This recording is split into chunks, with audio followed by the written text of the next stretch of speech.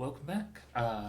It is Saturday morning. The world is still in lockdown. I probably should stop saying that because it's not going to be news. As in, it's going to be going on for a long time. But I wanted to do, uh, a little bit of science so that I can feel okay about spending the day hanging out with the birds in the garden and playing video games. Which is a bad precedent. I don't think you should have to do work on a weekend to feel okay about enjoying your weekend, but I would be a bad president, so seems fair that I set bad precedents. Yep, that's the joke. Sorry. You can unsubscribe, it's fine. So I'm still playing about with entire galaxies in the illustrious simulation. I'm streaming it because I think it's cool, but I'm very willing to admit that it's difficult to understand and, in some ways not really understandable at all. That's not what I'm trying to say. I'm just trying to say, don't worry if it all seems completely confusing. It's hard for me, and I've spent years studying it. So we are looking at a few things. I've been looking at individual galaxies. So this white dot at the centre. One nice thing about galaxies is they extend a really long way, but they get denser and denser and denser going in. They grow as very roughly somewhere in the range of r squared over the whole thing. So if you're a certain distance out and you go halfway in, the whole thing's got 4 times denser. So this is showing the density. It's basically showing the number of particles. And we're looking in 3 different directions at this system. These are aligned, so anything in the x direction stays in the x direction. So this is the same place in all 3. These are projections all the way through, so we'll see kind of different shapes each time. This, again, the y direction is like this. The thing I found that I think is really cool is, so this is the centre of the galaxy we're interested in. These are some other galaxies. I'm actually going to start calling them halos. I'll say galaxy and halo interchangeably. I'll mean halo is more accurate to what I'm talking about, because these are just dark matter. So this is another halo, this is one, that's probably one. Quite a few of these are probably halos. But it's hard to see exactly where R1 starts and ends. And so I split it by which direction all the particles are going, and these are all particles that are going towards the centre of our galaxy. And it's basically the same. It's a little bit different. You can see some differences, but it's basically the same. Then I looked at particles going away from the centre of our galaxy, of the centre of the galaxy we're centred on. This isn't about the Milky Way. And you get this. Almost all of the annoying, difficult noise disappears. There's maybe just dozens of particles in what we might call the field, the kind of space between halos. There's only dozens which are moving towards our halo in a wonderful way, and this I think is really I'll show you the reason for this in a sec. In a wonderful way, this is picking out these galaxies much more reliably than any other methods I know of.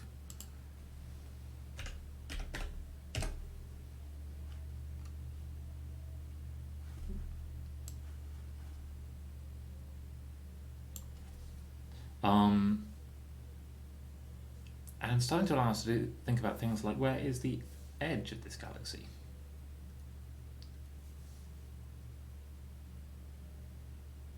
Could we draw a line here? And thus really get things that are in the halo compared to things that are kind of, if you had to draw an edge around here, maybe like this?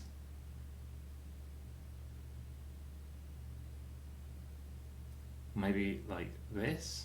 But having to define it would be hell, whereas here, it's quite clear, it's just, there's nothing out there. In retrospect, this looks like a Haribo egg. Also, if we look at the particles which are stationary, we get a cool effect that I don't want to go into too much, because I tried to go into it last time and I didn't give a clear explanation at all, where you get some of the large-scale structure frozen. And this is kind of why this is all happening. So, this is the radial velocity. So it's just basically a measure of in or out flow. So when it's negative, the stuff is flowing inwards, or when it's positive, the stuff is flowing away. It's flowing away from the radius. That choice of sign is arguably just a convention. I back it. I think it's nice when stuff going in the positive direction is moving away and going in the negative direction is moving towards. But that's what this is saying. So, and then down here we just have the radius, just distance. And this line is things with zero radial velocity.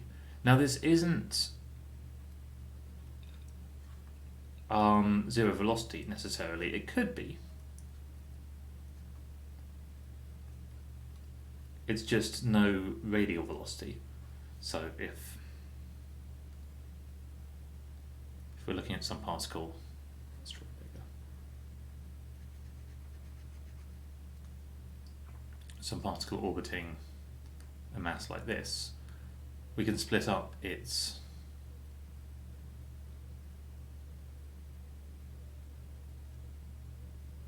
this is a right angle. We can split up its radial velocity and its tangential velocity. So this is v, vt,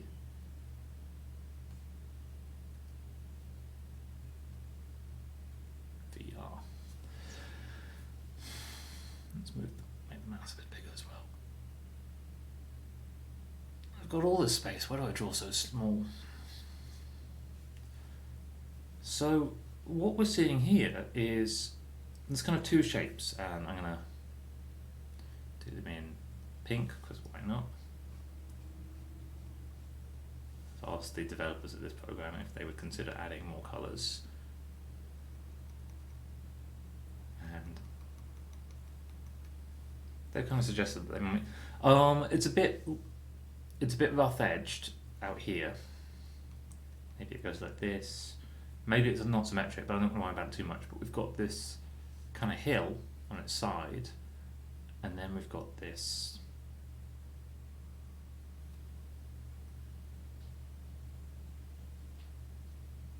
kind of flow. And because this is all got a negative VR, this is all flowing towards the galaxy, so it's flowing from large radii to small radii. We've also got a few places that I'm just going to draw on like this. And these aren't just artifacts or noise, these are mostly halos themselves. How about if these are yellow?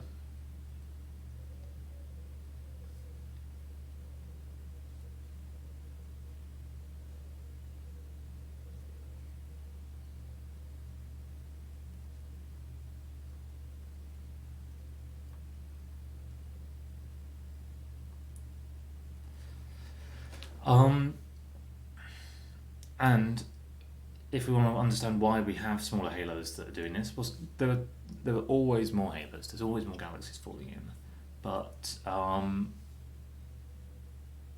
a halo like this is maybe something like this one, or maybe this one. In fact, yeah, at 1,000, maybe it is exactly that one that's here, and at 1,000 plus 500, maybe it's this one. These are things that have already collapsed locally under their own gravity, and if we went and looked at them, they'd look like a bunch of stars going around in basically every direction, tangled mess. But they'd have some large internal velocity dispersion, but they're basically all in one relatively small space, hence them being almost a vertical line in the radial direction. And then they have this all range of different velocities.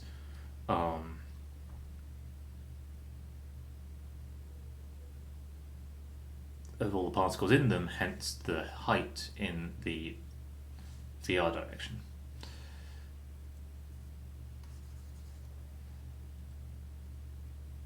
So why does this whole thing work? Well, firstly, you might notice that this obviously isn't very symmetric in v equals 0. There's a little bit which goes above v equals 0, but really not very much. And that's because stuff is mostly, if it's, let's say that there's equal amount, at the beginning of the universe, there's equal amounts of matter here and here. This matter is going away, most of it is lost. Hey Lewis, how you doing? This matter is coming in, it's gained. The galaxy gets more massive, which we could see almost as, so early on, the galaxy probably looks like this. The galaxy is more halo.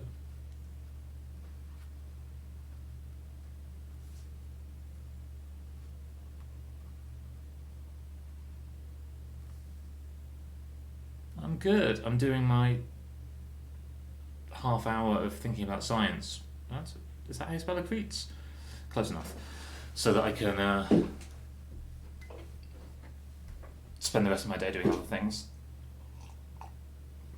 Also, get hype. I have moved things around on my screen so I can actually, now I'm here and I can see myself and chat is here. I know it's always looked like this to you, but you've probably noticed that I've had everything over kind of up here and it's confusing and difficult. This will probably cause problems. There's probably going to be some apps that do not like this setup, but it should work. The only issue is, so I can click anywhere here. The chat has click through, and is also transparent, but I can't click here. So there may be times where not being able to click in, well, 5% of my screen is an issue. We'll see. But yeah, I actually think so. In a weird way, there's something very loud going on outside.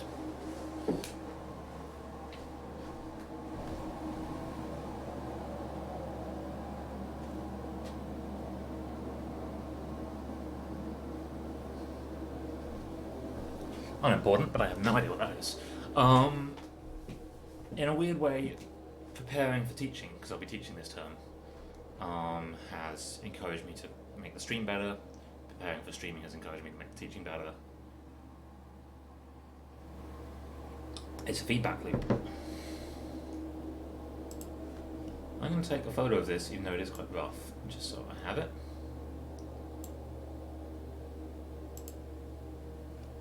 I have no idea where that gets saved. It's probably fine.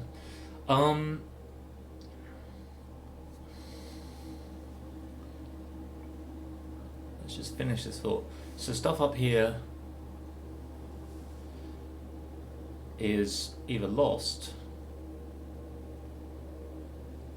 or stops and accretes.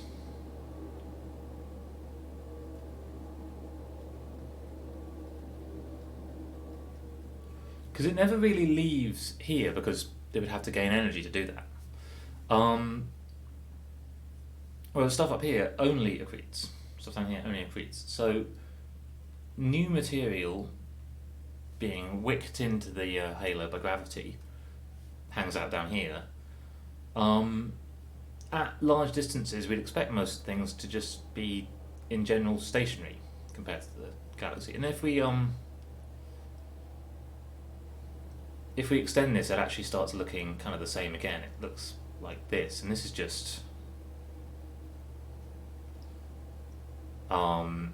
effectively stationary material.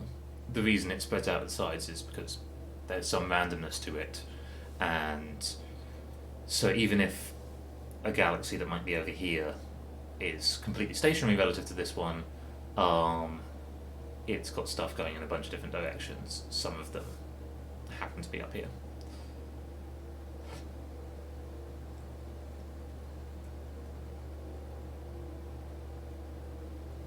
So that's a surprisingly in-depth analysis of why this is working.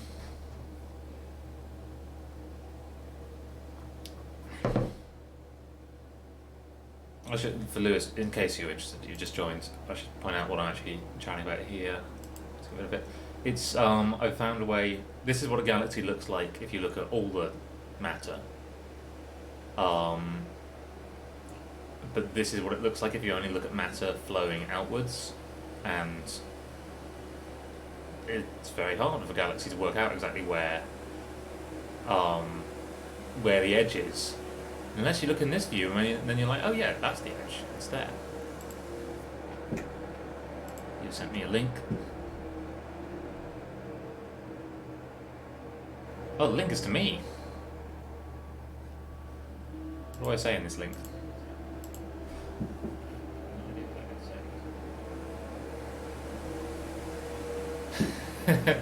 Yeah. I think that's a fair summary of where everything on my computer ends up.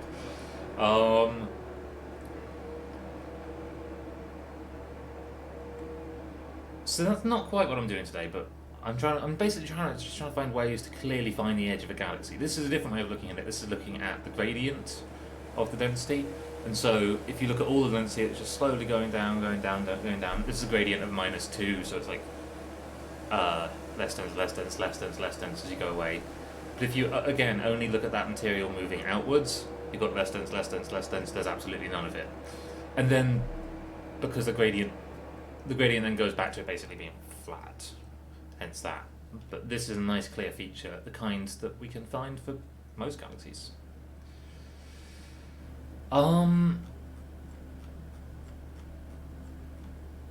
So those are my trade secrets that I'm giving away.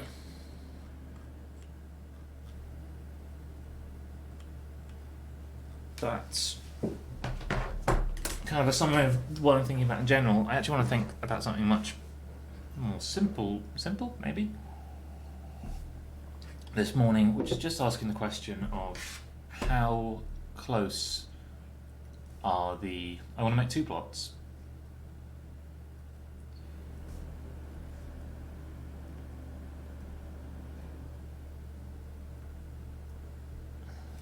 Wait, no. I want to make a plot of the number of particles at a certain velocity for a bunch of different places in the galaxy, and I'm hoping they're going to look roughly Maxwellian. No, I'm stupid.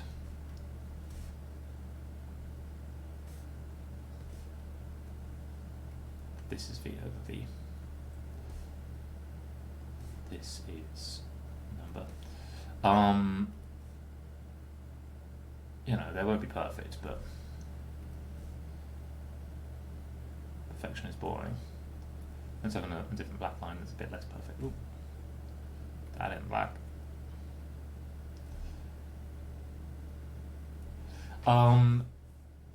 And I also want to look at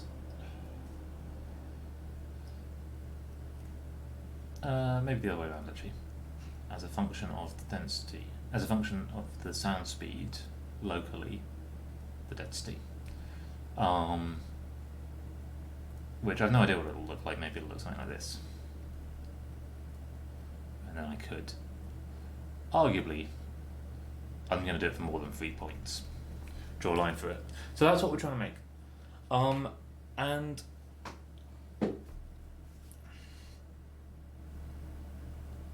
we're just going to do this for some number.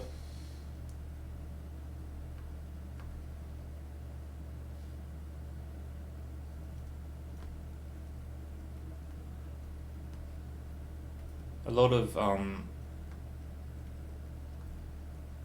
galaxy discussions talk about neighborhoods, which I always love. The way that it kind of turns it into kind of soap opera politics.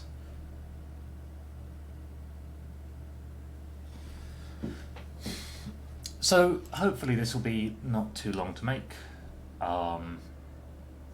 Maybe tell us something, and then I'll feel like I've done something today, so I can go and go and play a video game.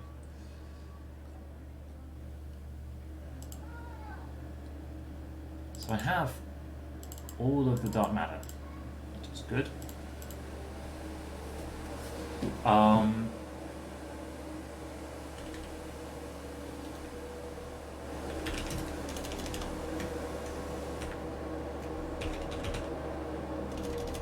know I call it K there, but I'm actually going to call it N tests. Let's start with 16.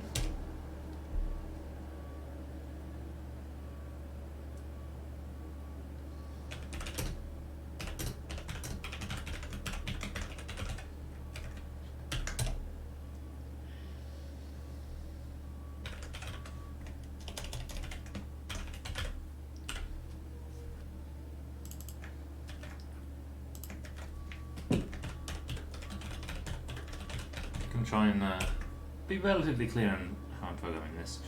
So I could do this in one line, but it's not too ugly to do it in 3. So we're going to choose some random places all around the box. And we're going to find the particles that are in that box.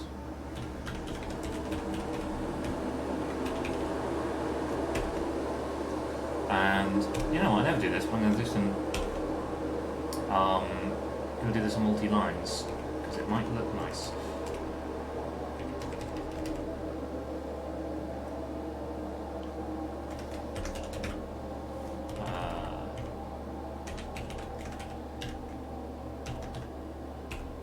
I forget which. Yeah, no, that's right. I think that's right.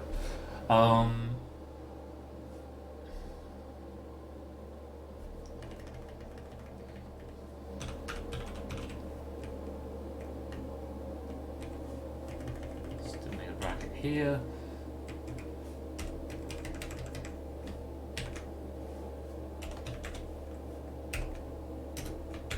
And we just do this 3 times.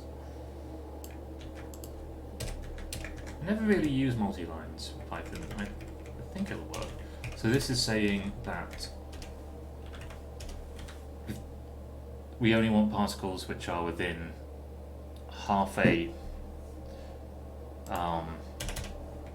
kiloparsec. The box is thousands, hundreds of thousands of kiloparsecs. So this is a small slice.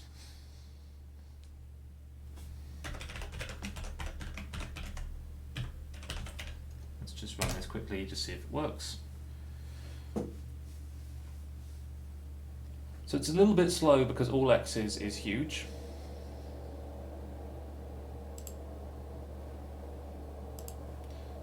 Might be overestimating how many. Yeah, actually, given that these, let's make this 100.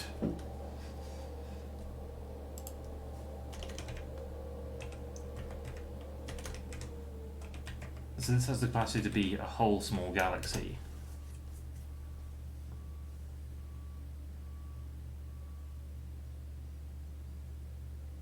Really? Still zeros?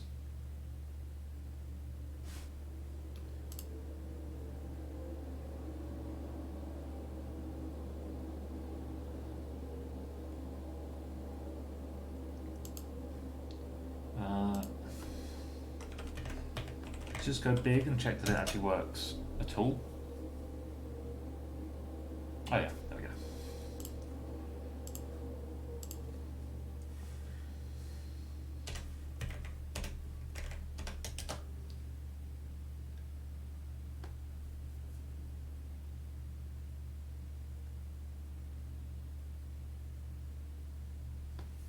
Cool, that seems like a good size. I wouldn't be surprised if one of these is huge.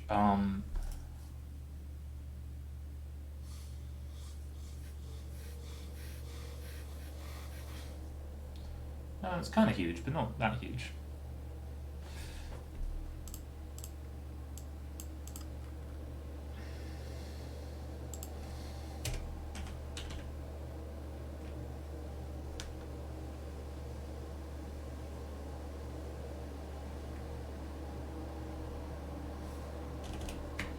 This is the kind of variable name that catches me up a month later, when I'm like, what the hell is AVs? But I just want the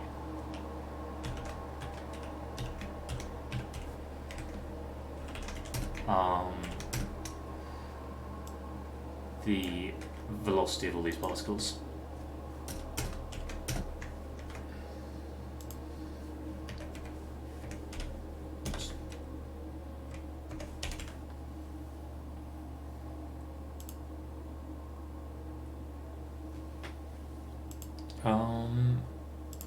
Just take that while it's load.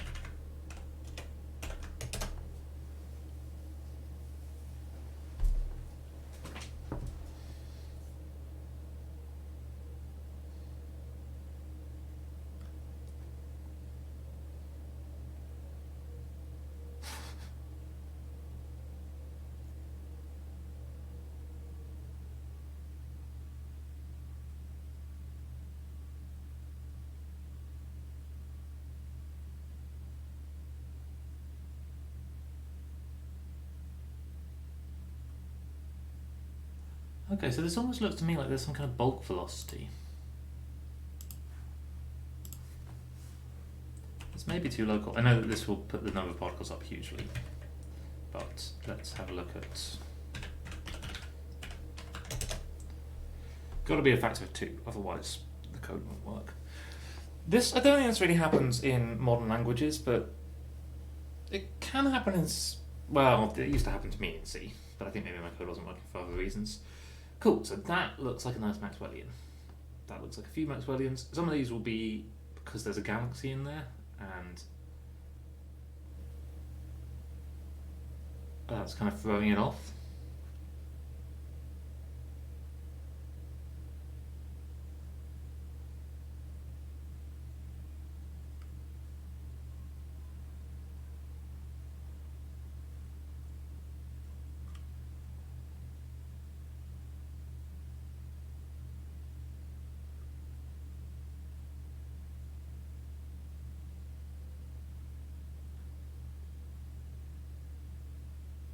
Yeah, some of these gorgeous. That one's fast. Oh, that's a particularly dense environment.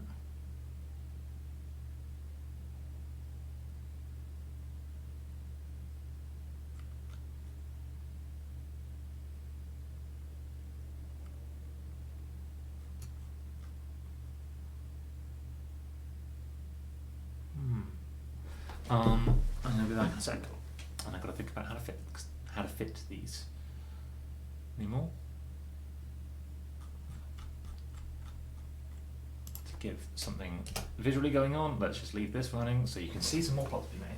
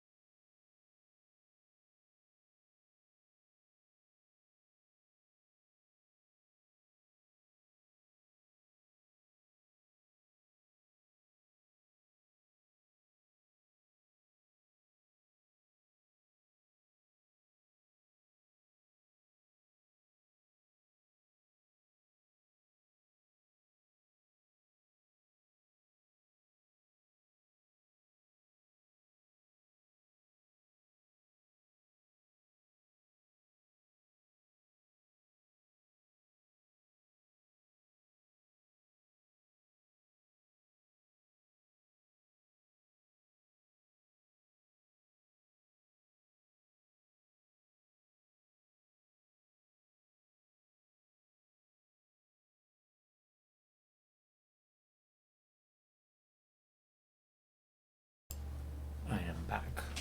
Let's have some music. Classic, lo-fi, royalty-free.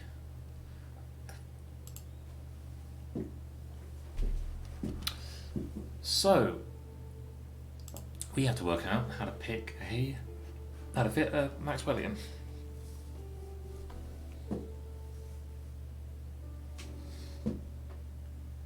Should not use the stream camera to look at if my spot is going away. Oh, interesting. Where are we? I wonder what we're seeing here. Let's actually just talk about the Maxwellian first. I think I call it this, yeah. I should probably call it the Maxwell Boltzmann.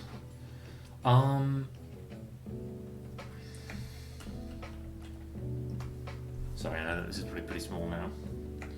That's a bad solution to this problem.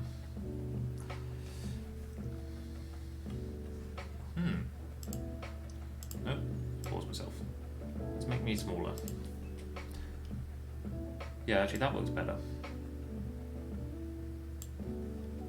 Solved.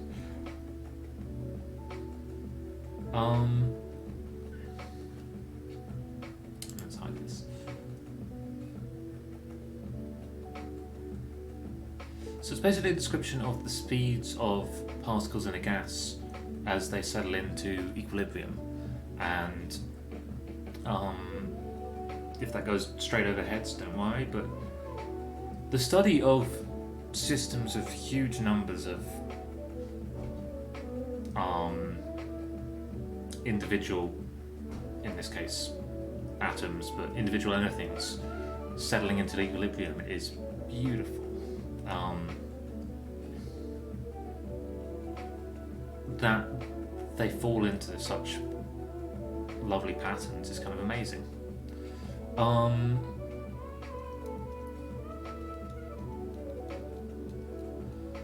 So the general form is this.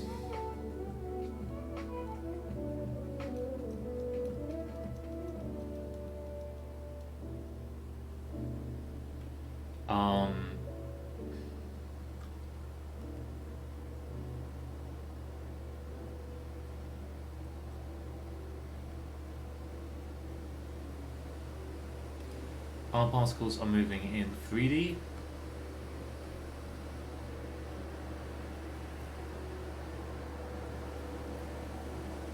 Yeah. You can do this in 2D, you can even do it in 1D. What are you?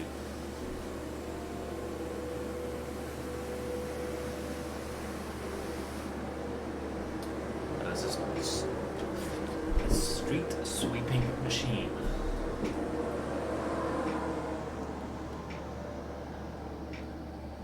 And you can turn this into things like the sound speeds.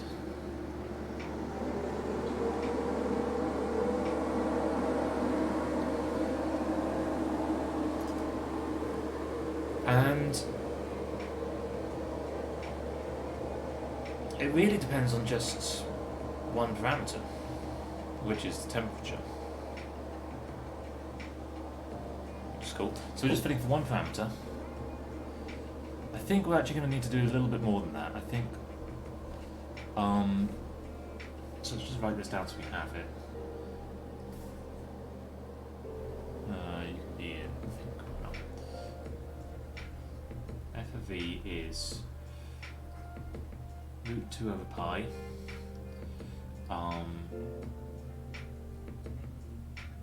V squared over sigma cubed.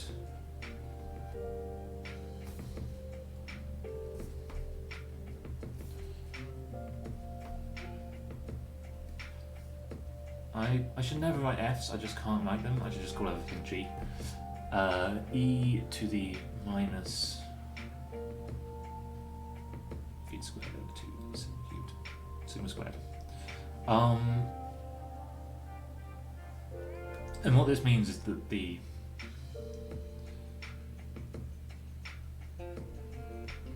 number of particles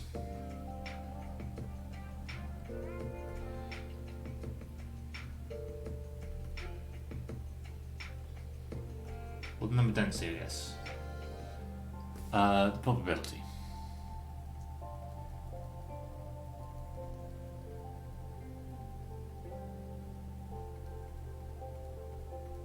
Ah, this has a limited number of undos. That's actually kind of annoying.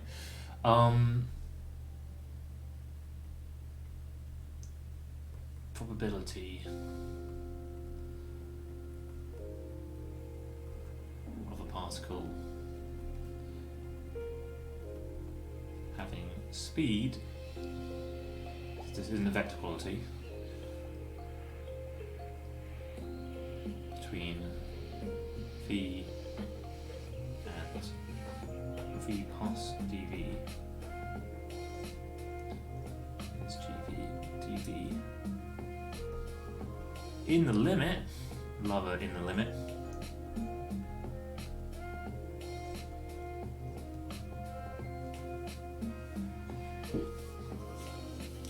so this just tells us how likely we are to find a particle of any particular type, and if we are normalized we can turn that into number, which is what we were just seeing, and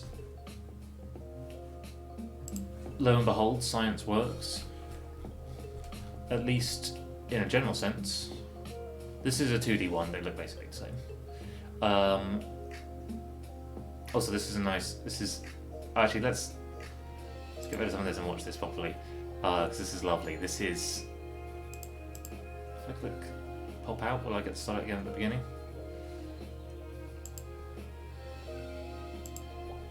I can just reload the page.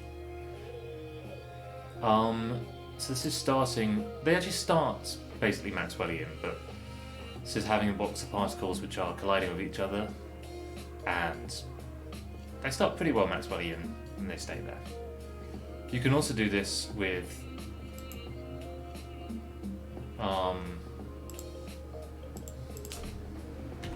bet we can find a nice, no, not approximation, I want an app.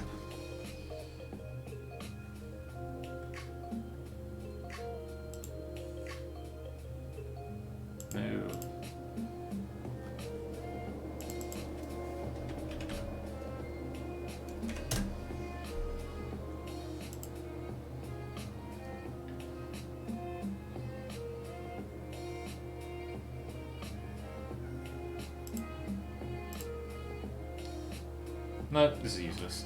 I give up. But you can also start them with them all moving with exactly the same velocity, they still fall back on this. Physics is actually pretty cool.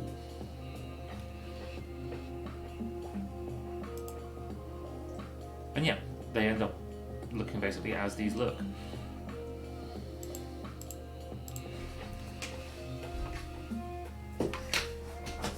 So I'm going to do something lazy-ish here.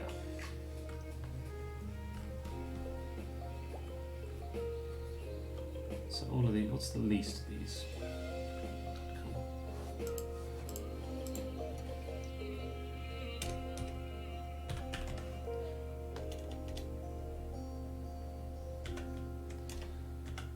Don't sue me, Microsoft.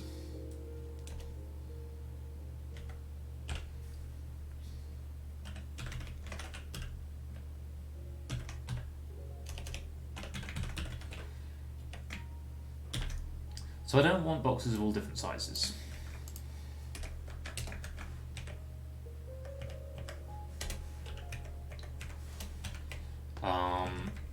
What I'd rather have is boxes of a representative number of particles. Some of them being local, some of them being like different, because the density varies so much. Some of these will be tiny boxes, some of them will be huge.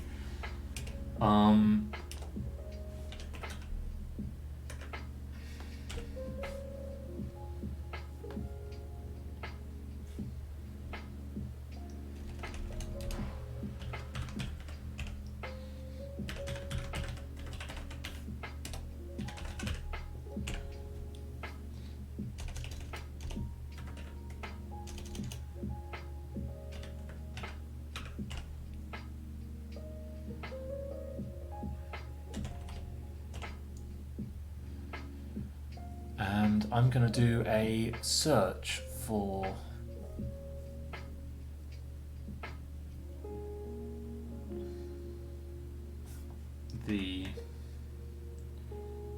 desired amount of particles.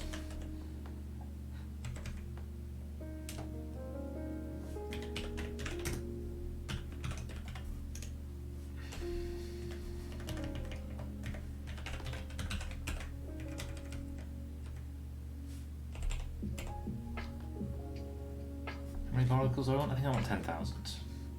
Yeah, this was 22,000.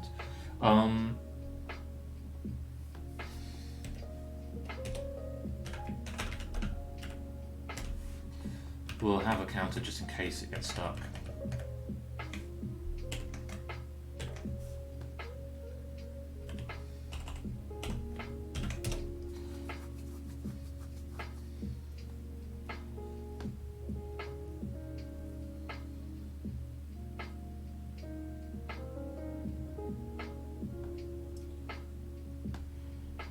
And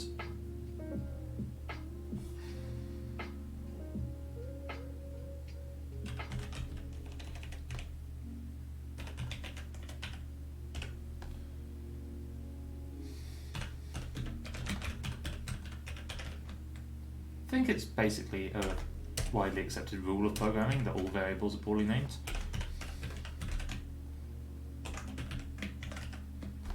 So we can do exactly the same thing,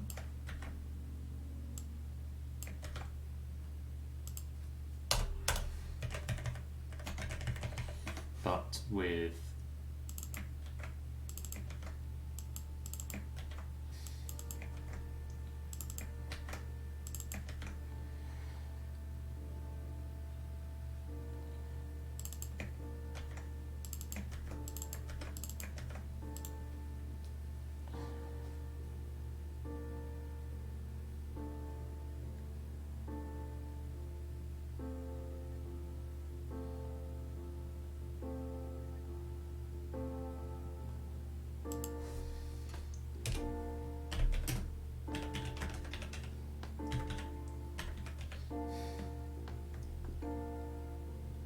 so if we've got too many,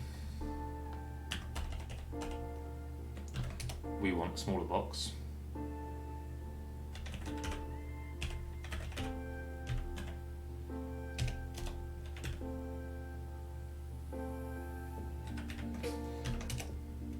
If we've got too few, we want a bigger box.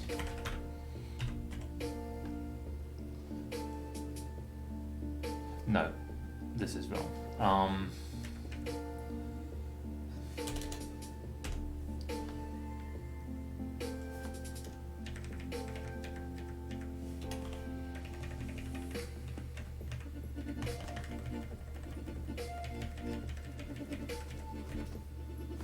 You see it?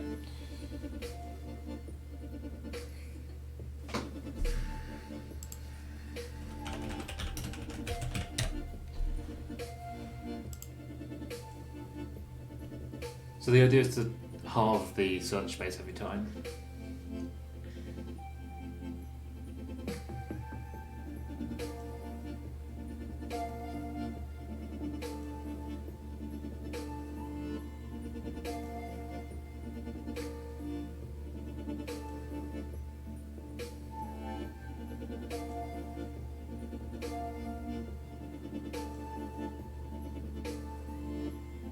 So this is how you're doing it if you're searching a list.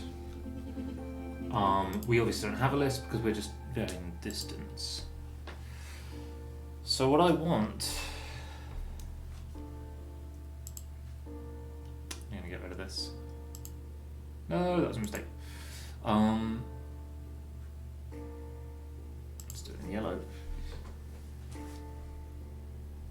So I'm asking basically where in here,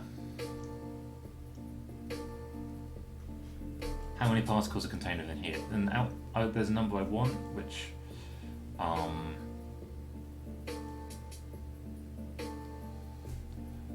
let's do this in more systematic language.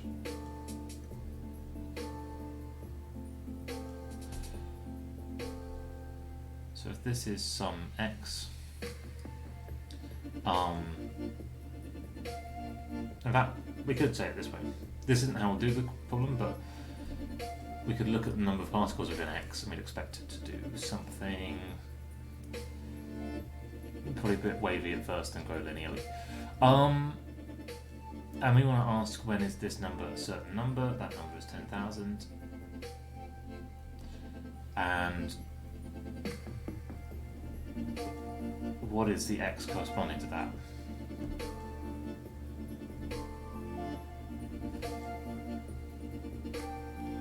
Or let's call it capital J and say, when is this J particles?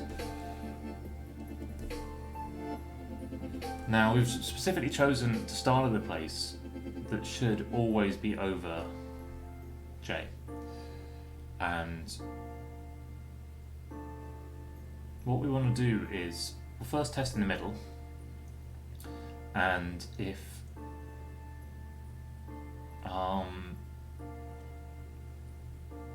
we test here, then we have a kind of basically a decision tree.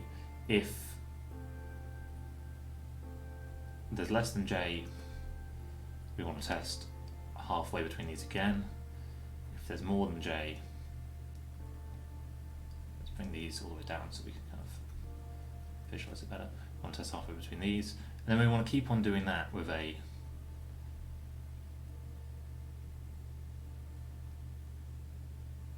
my less than's and more than's the long way around. We want to keep on if there's more than J, if there's too many particles, we've got to make the box smaller. If there's less than J, we've got to make it bigger. Less than, more than. Again, wrong. More than, less than. All the way down, and relatively quickly, this should get us into the place where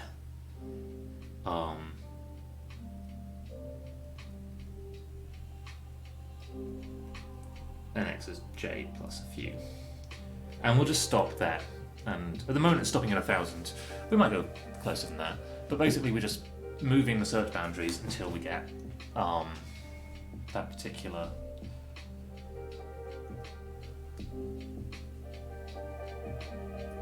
to that particular place. So each time we want to take the old place. Let's actually have this as a variable.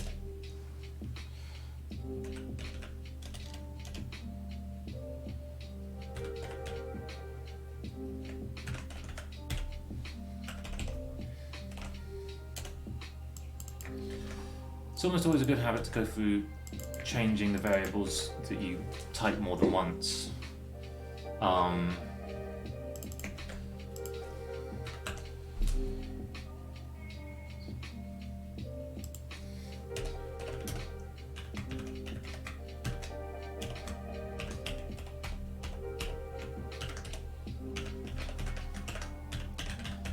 The whole thing will fail if we have this.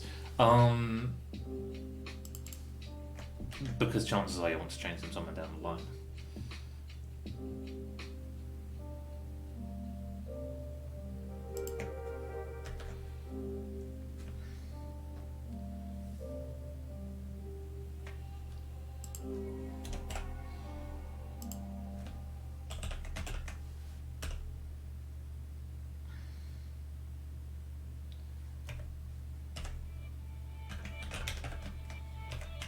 So what this will mean is on the 0th step, we plus or minus a quarter.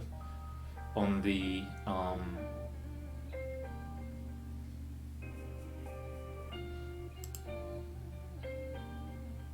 you know what? Let's let the box go a little bit bigger, and then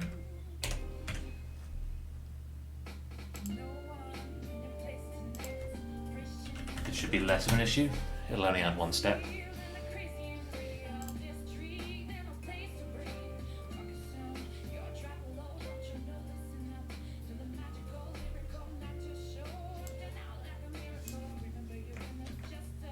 Oh, no, that's not right.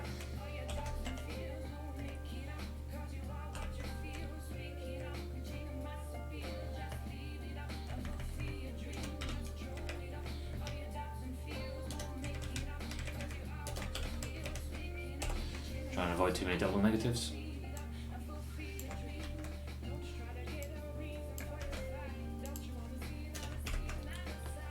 So the first time it'll start here, it'll add either half or less than half. It can go all the way up to 2 eventually, even though the first time it adds a half will be 3 over 2.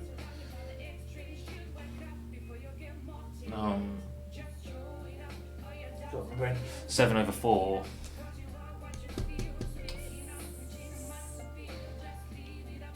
15 over 8. This is a bit lyricky for me right now.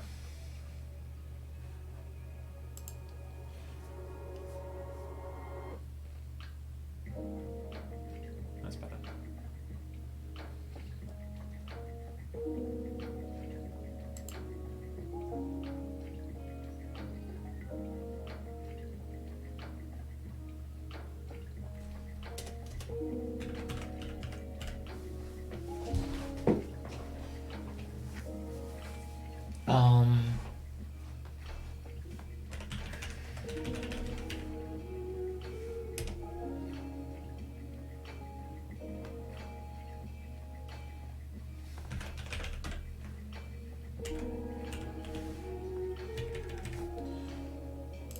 We don't want this to go on for too long.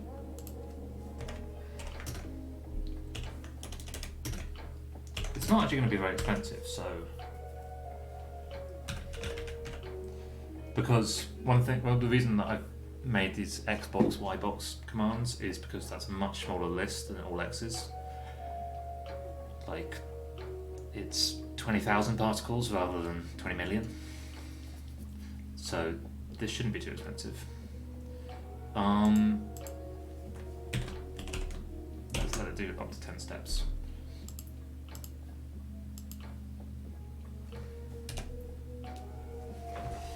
Then indices are always a little bit, honestly, it took me a while to get my head around them.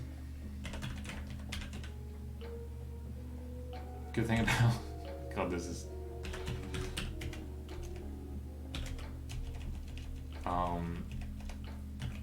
we won't actually use inbox again, so I'm going to be lazy and say that inbox is inbox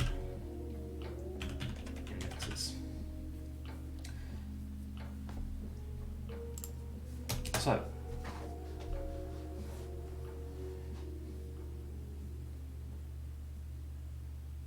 index is not found.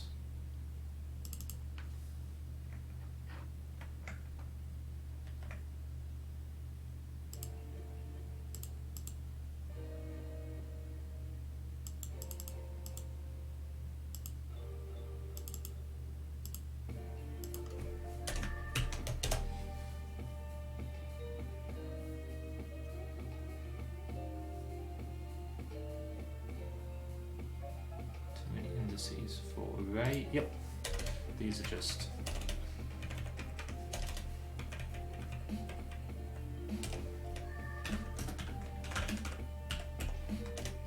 this is if it actually starts sufficiently accurate.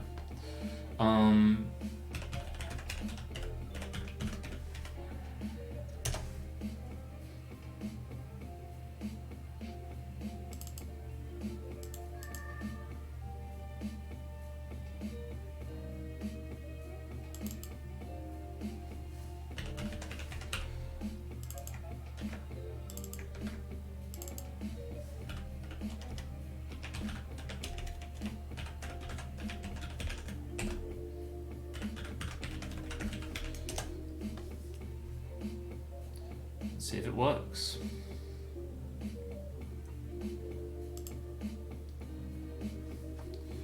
Let's also just print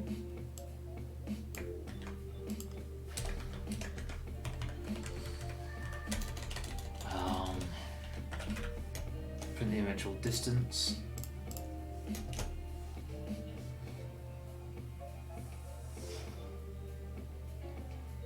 Yep, that's good.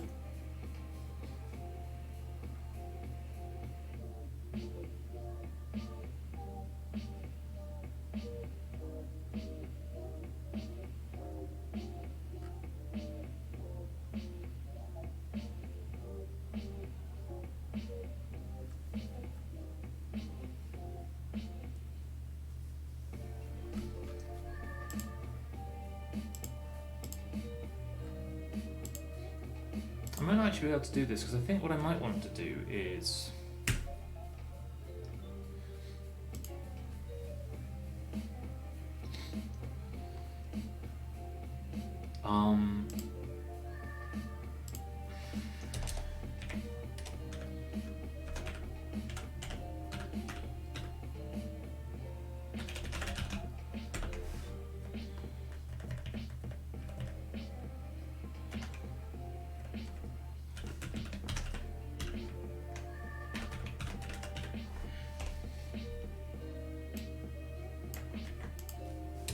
this finds the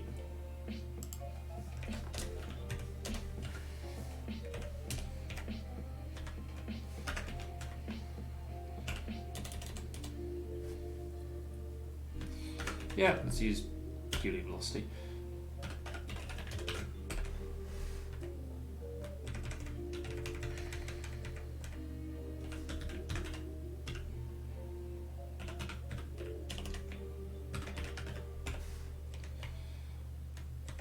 Split this up as well.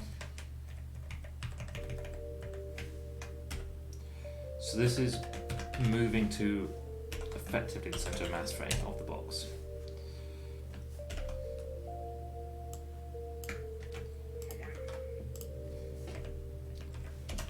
Moving to the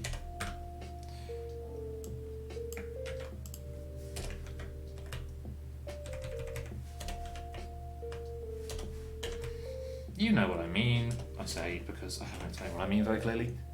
It makes sense.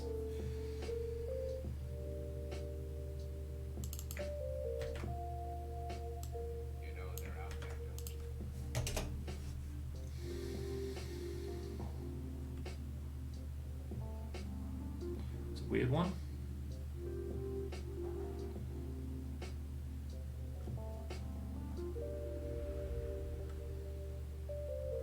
So that shouldn't be happening.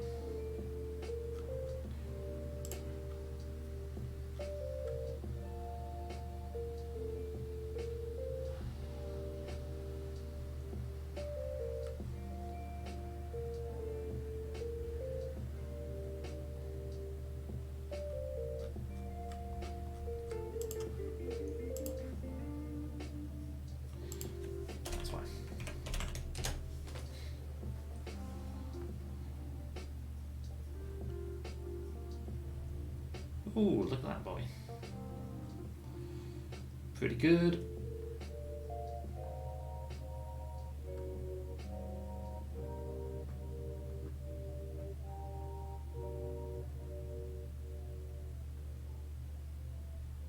Yeah, not bad. This is coming out nicely.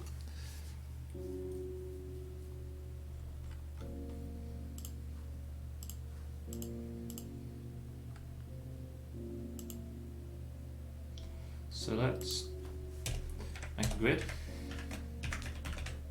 This is going to be slightly slow code. There's not much can be done about that.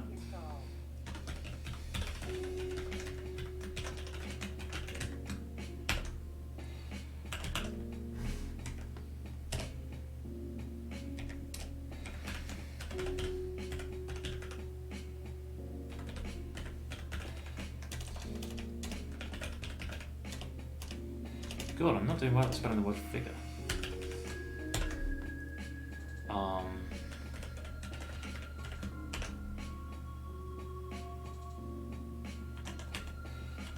Should be a good size.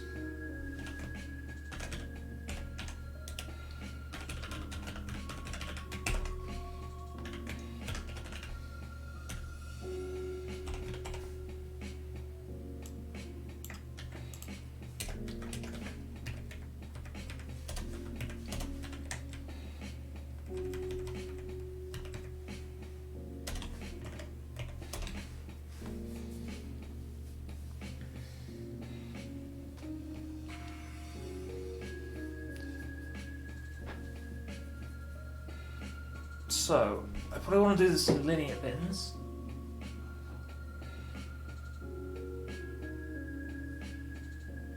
Oh, it's past 11. I think I'm going to go make myself a coffee and then come back and actually make this plot. I'll leave sound on in case you're enjoying the background music.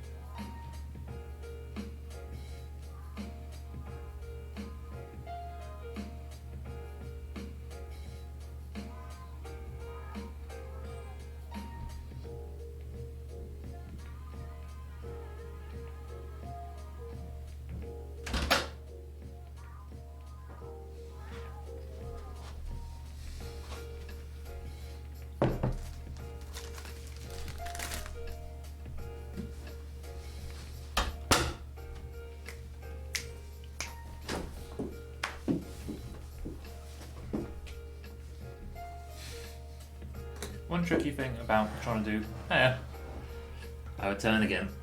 About trying to do approachable science and technology streams is that, you know, they're sort of not very approachable. Like imagine seeing this on the list of possible Twitch things. I probably should have a policy written down somewhere of most of the time I'm pretty happy to explain at least roughly what I'm doing from scratch.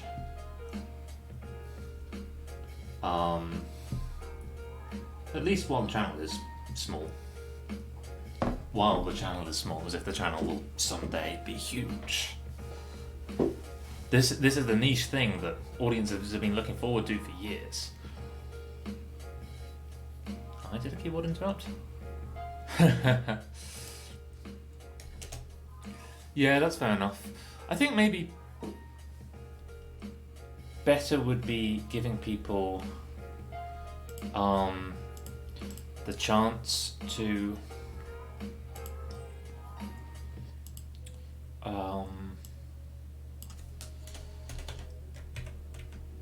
just question them whenever anything comes up that they're interested in. Like, you would always be welcome to question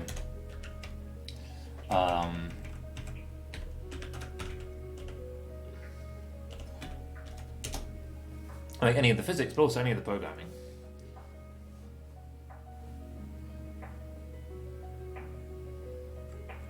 So one issue with doing it this way is now I have to wait until I see any pictures.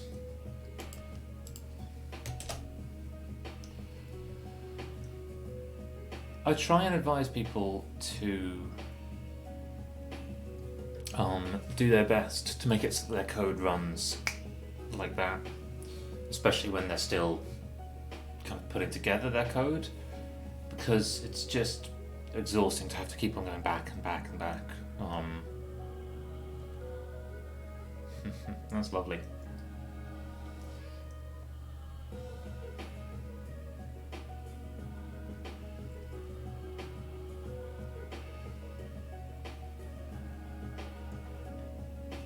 So how do we want to fit a Maxwellian?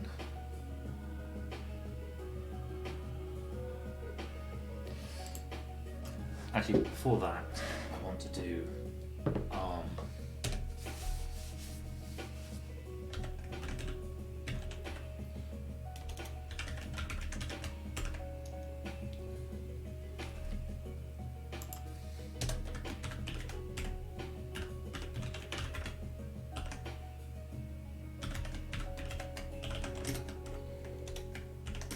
just find the velocity of the whole box.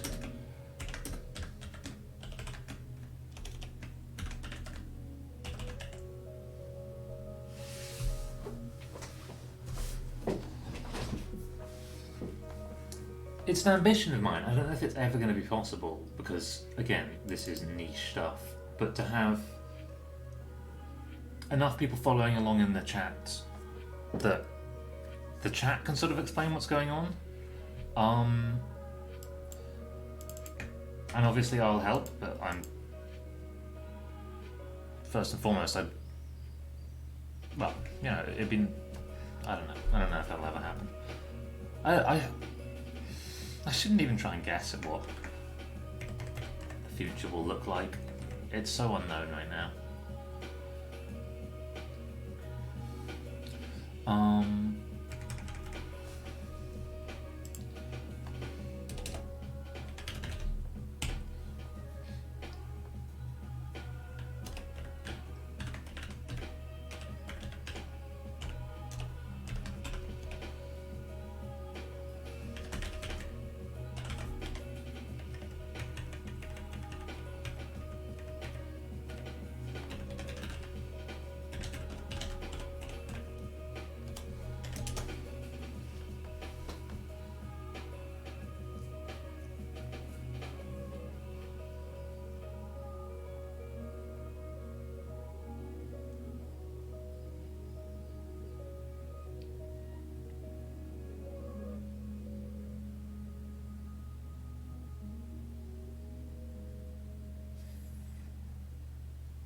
Wow, some of those suck.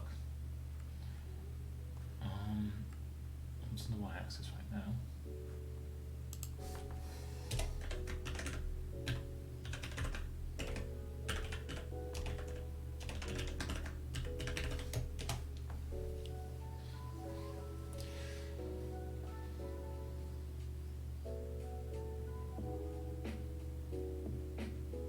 Let's get rid of all these print statements, because no longer do I even really know what they're telling me. And I'm going to go around to, they have to be within 100 of those. I am intrigued though to see how many steps each one's taking.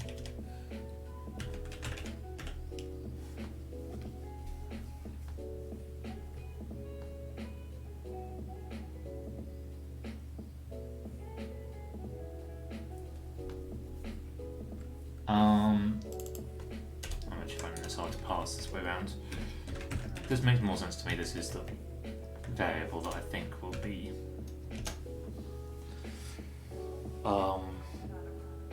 most affecting.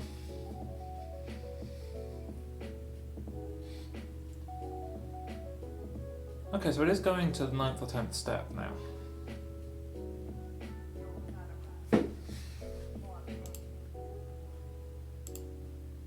If I put it back up to 1,000.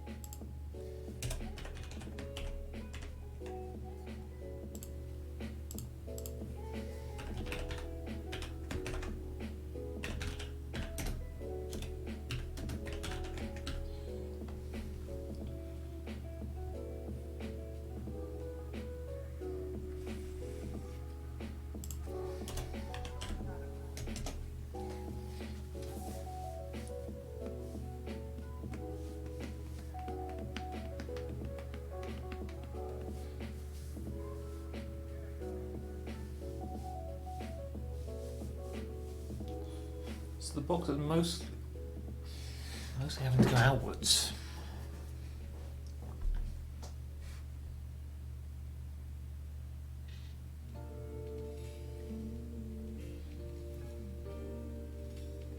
Guess that makes sense-ish.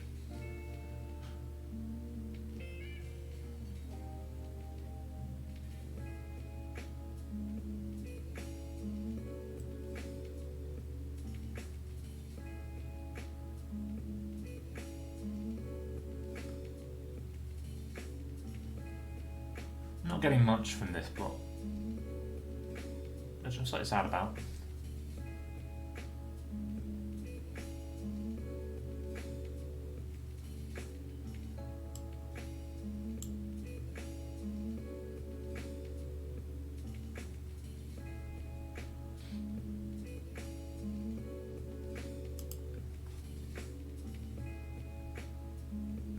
How much slower will it run if I double this?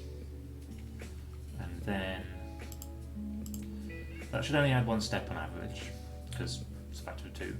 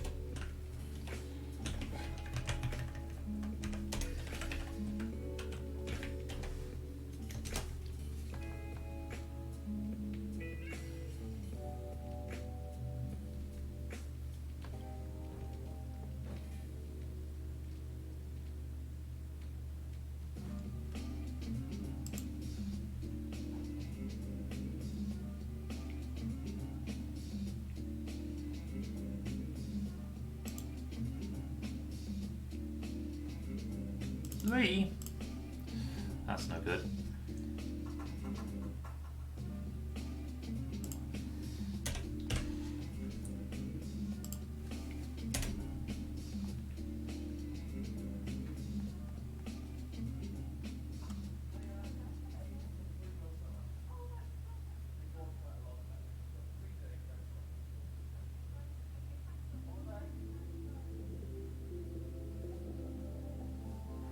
Annoyingly, the colours aren't the same, but kind of interesting. There maybe is a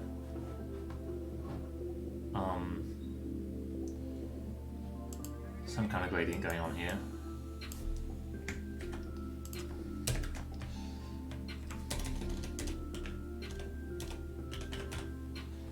What do we got?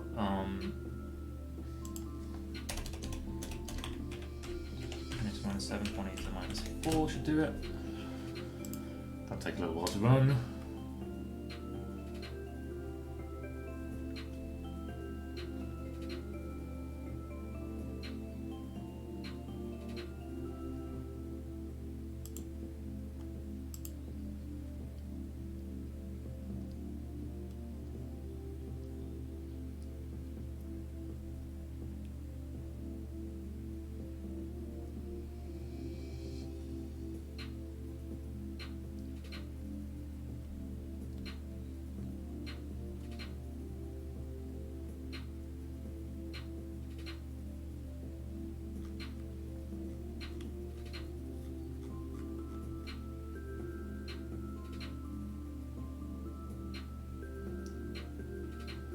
Oh, look at that ugly one. Yeah, okay, that looks like there is a gradient here.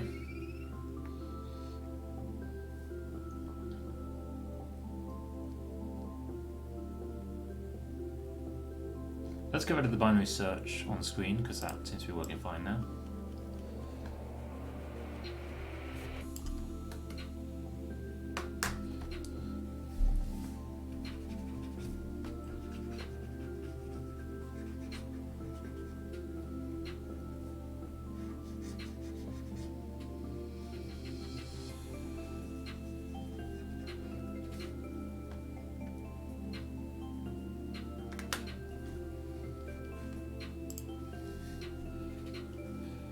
So if I think about the best way I want to do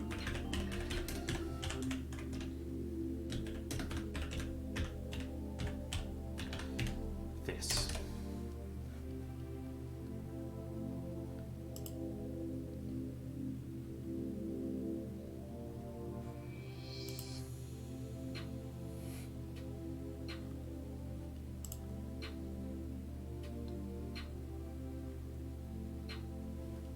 Yep, I'll do it.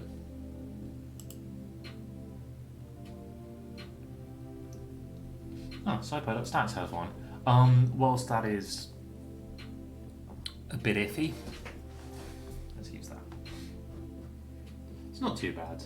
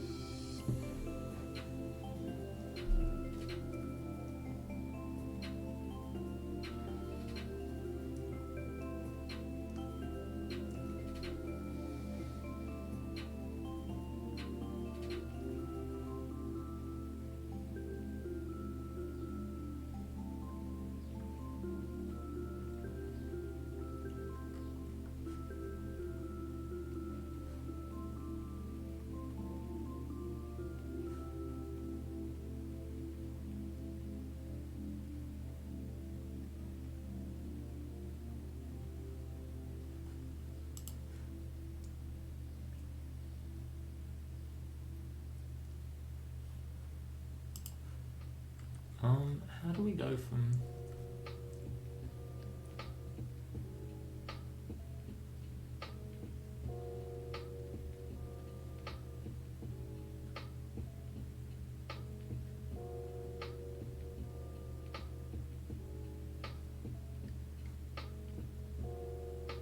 Right, this is the form I want.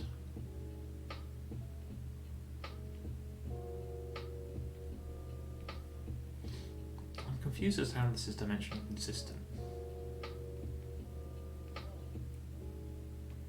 No, it's fine, this is dimensions of number.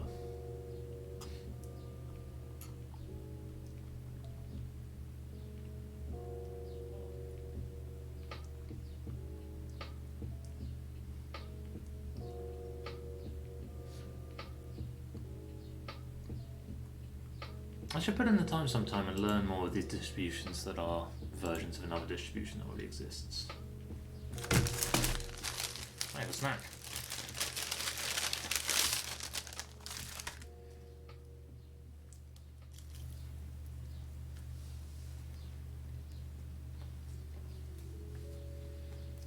It smells like a pastry.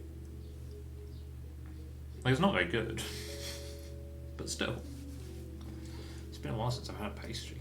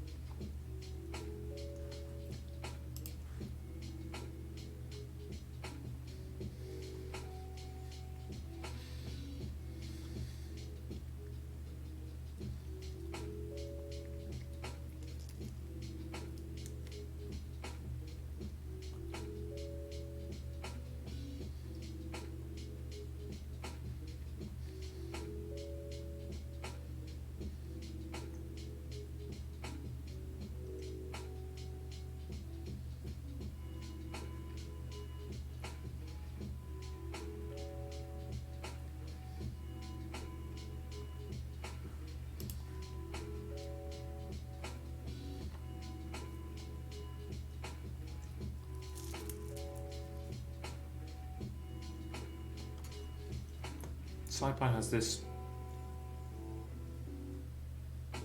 infuriating. Yeah, no, I'm actually pretty happy with this. I'm enjoying this a lot.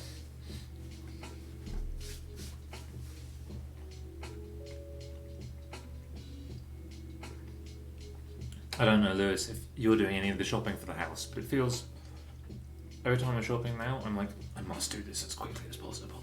People will die. So, even picking up a pastry, I'm like, oh my god. There's a queue of 8 people outside watching me choose which pastry to get, and they're all thinking like, you don't need that.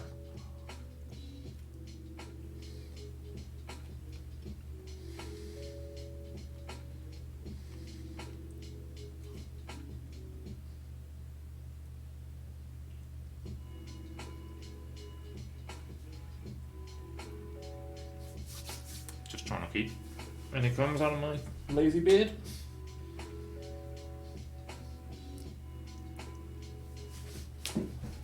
Obviously eating the crumbs off my lap because don't judge me.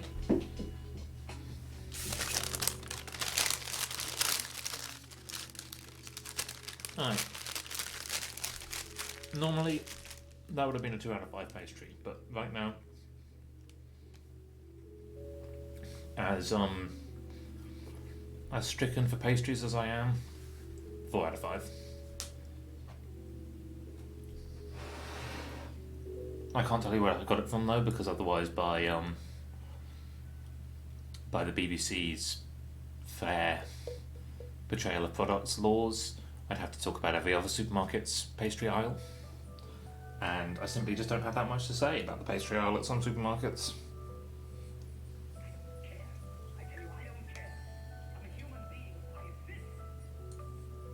I'd almost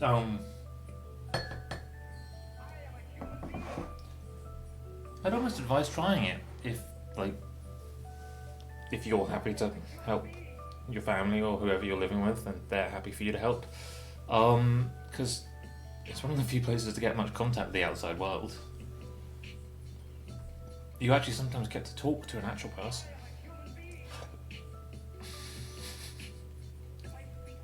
Boo Not Boo is a very good username.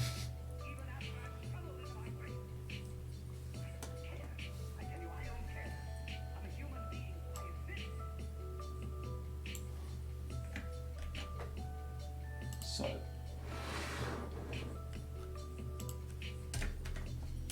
let's get some sci-fi stats in there.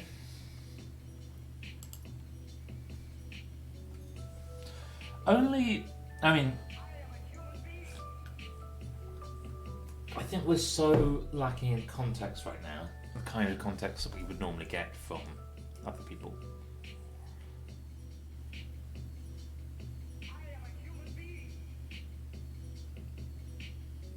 And online spaces, they just don't give us that context in the same way, because in online spaces we tend to have what we see very funneled by our interests and by the peculiarities of like what you know of informs what you can know of. So you get a very narrow view of whatever's going on, and you also get a narrow view going out into your neighbourhood. Like, localities are just that, they're quite local, but they tend to be more stochastic. For example,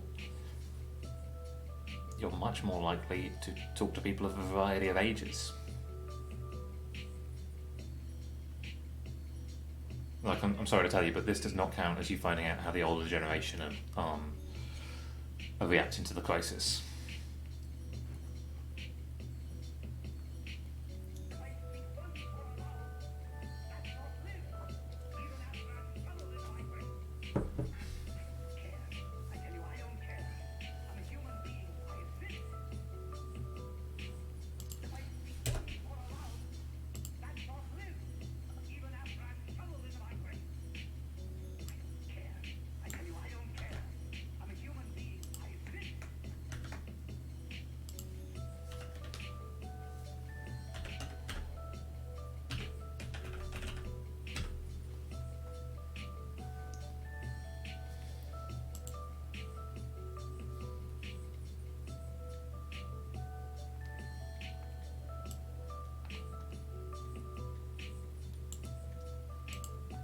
Ooh, fancy. Right, let's just check this works.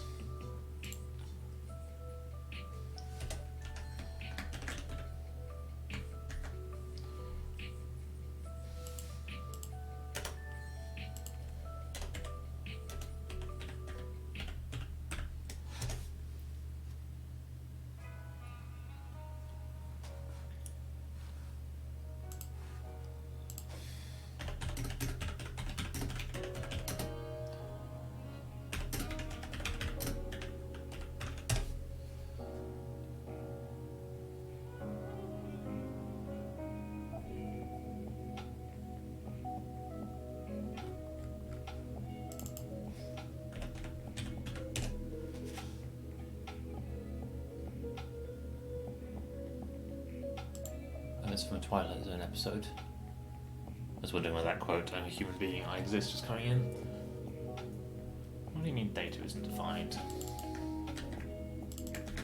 I mean, you're right, but...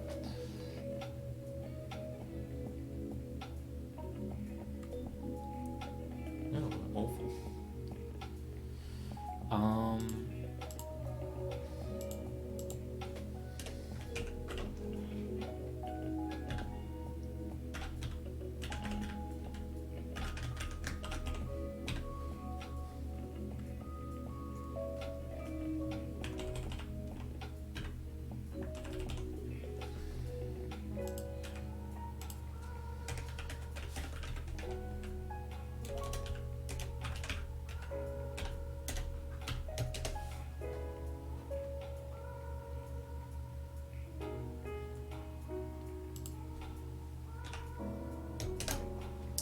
But usual is dead.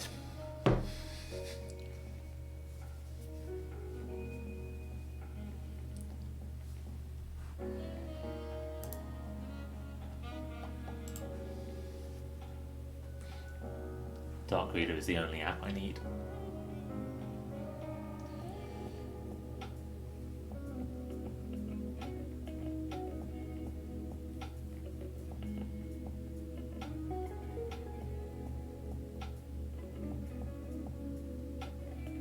But yeah, you're probably right.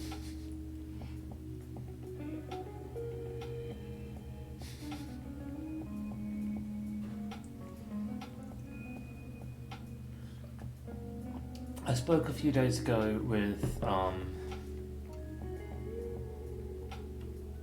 going to call them a family member, they're effectively a family member, who I think, wow, that has not worked. Where are these lines? They're just somewhere else. Have they been normalised?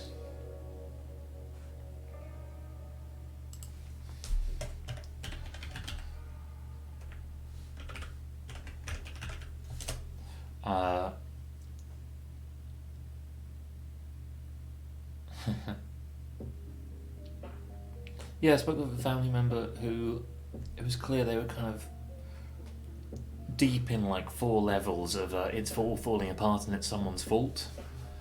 Um, and things are being mismanaged and harm is being done by the stupidity of those in power. Um, which isn't really very true. Like it's arguable, but it's certainly not. Oh, that looks nice, doesn't it? It's certainly not some necessary truth.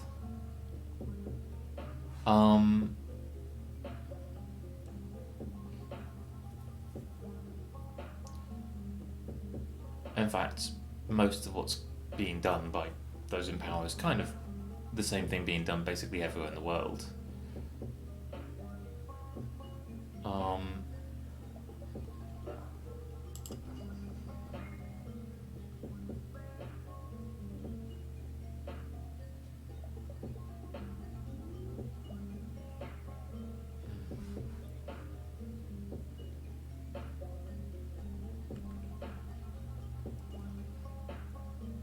Okay, rather than params, I want.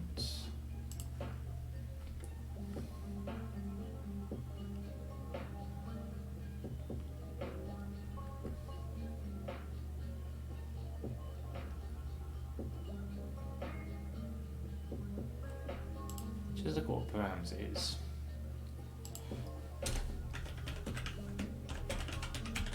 And it's just easy to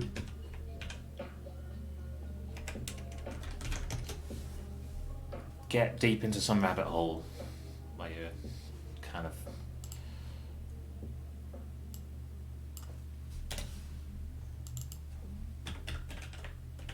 just scaring yourself a lot, and it's not fun to be in that rabbit hole.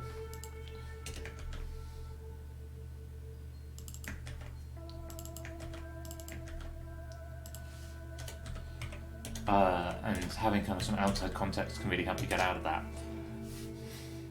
I really hope that most people aren't in there, but if we're so isolated right now that it's easy to go off on some tangent of thought to really catastrophizing places. That's my case for why talking to people is maybe okay sometimes. But you don't have to like do it too much.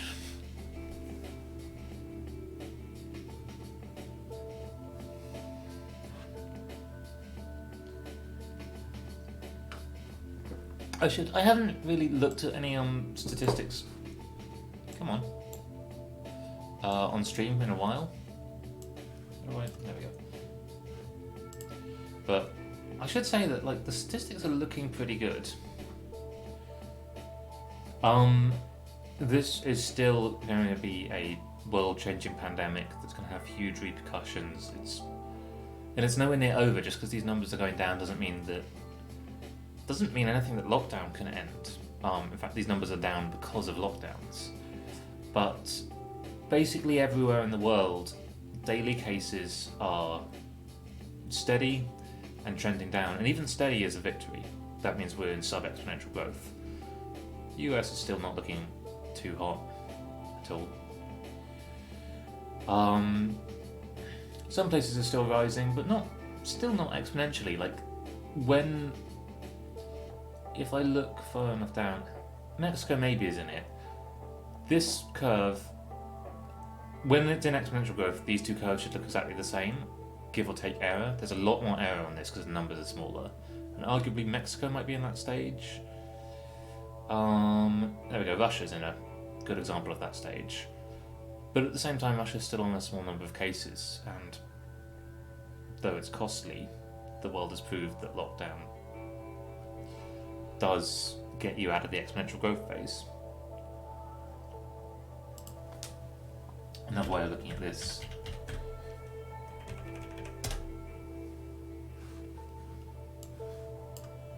is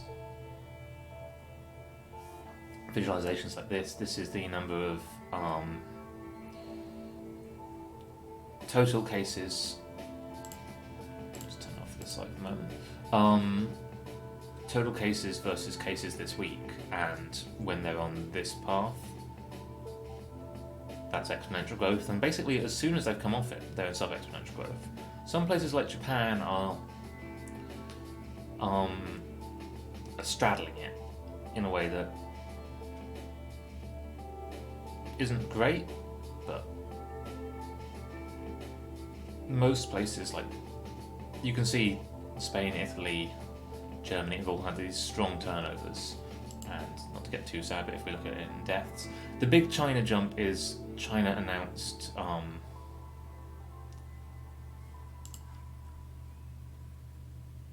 13,000 new cases effectively. I don't know if they announced it or if the WHO announced it, but basically people starting to go back and look at the data, doing their best to estimate what are cases that weren't necessarily recorded for whatever reason. US isn't doing great, but it is turning over this corner. And I made a variation on this.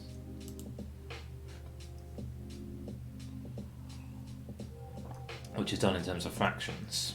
And it shows even clearer that even something like the US is doing okay. Like the US is here. This line, this vertical, is 1% of the country has a confirmed case. And in very small wealthy countries, that's managed to happen. Very small wealthy countries on the borders of Spain and Italy.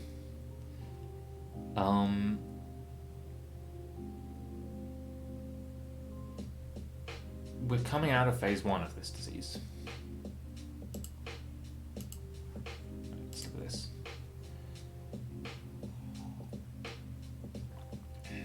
So just plotted the same one over and over again. It has, because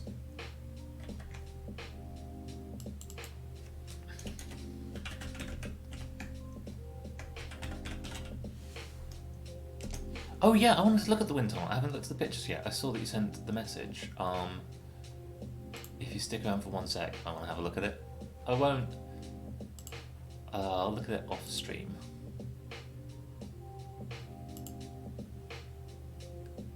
God, that's beautiful. I'm just looking at that video. So how are you generating the smoke?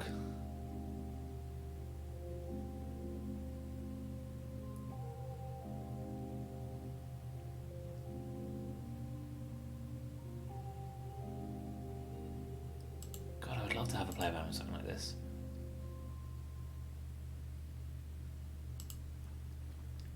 I think you know this, I hope you know this, but I just want to say this again, I think you make really cool things.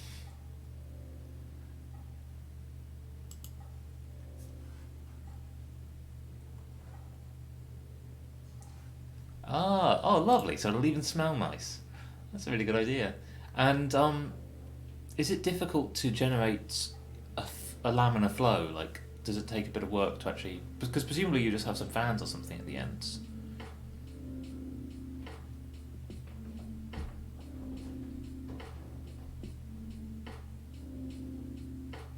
I guess you can probably get like a few computer case fans or something like that.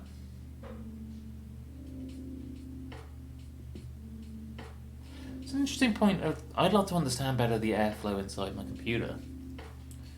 Could I put incense in there? Not permanently, like you probably shouldn't have anything burning in your computer, but it'd be an interesting test.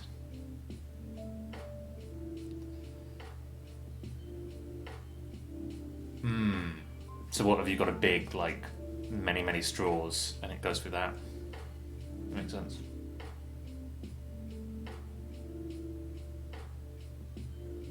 I am going to show this on stream because it's great.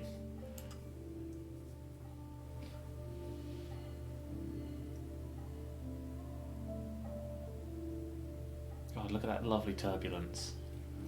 And that whole region, like, you can see it really clearly.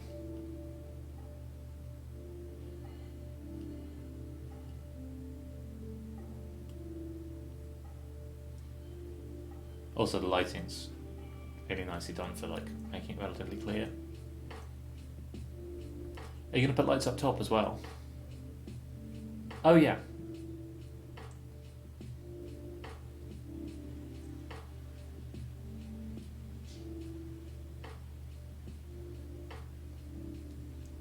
If I can, I'm gonna summon M quickly to come have a look at this because I think it's cool and I want to show off cool things that people are making.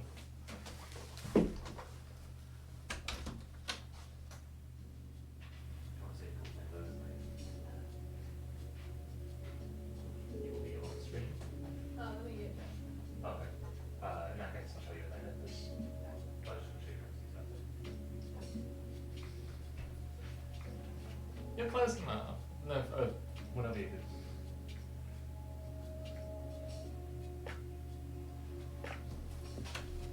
I'm still in pajamas.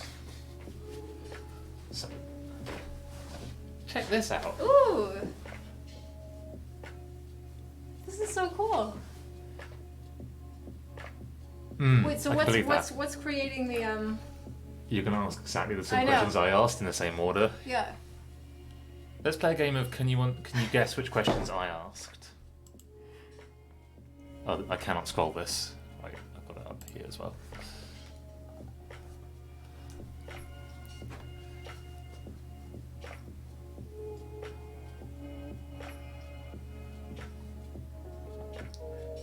Awesome. So it's coming out through straws, but what's the actual, is it like powder of some kind to make the... It's incense. Oh! That's rad. That's so cool. Yeah, why don't we make cool stuff like that? I mean, arguably, we do, just different stuff. No, I don't actually think I make very much cool stuff. Are you turning it below there. Turning it by hand underneath on this pole, or? Yeah, I think vertical is here. Vertical. You know, vertical. I see. Yeah. That's so cool. Although it should be relatively gravity independent, because gravity is really not the dominant force here.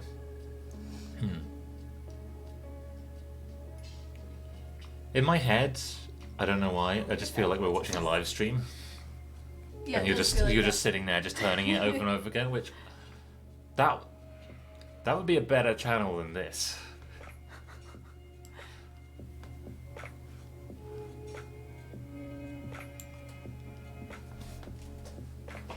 Awesome. Well, enjoy painting that, and keep sending videos of it developing. I'm gonna keep watching this one. Yeah.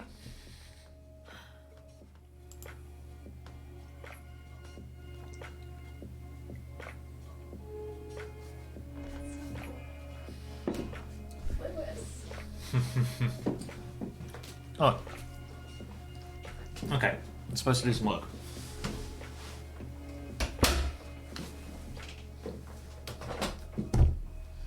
Godspeed. So we've got this set up pretty nicely. The X limb is way too high.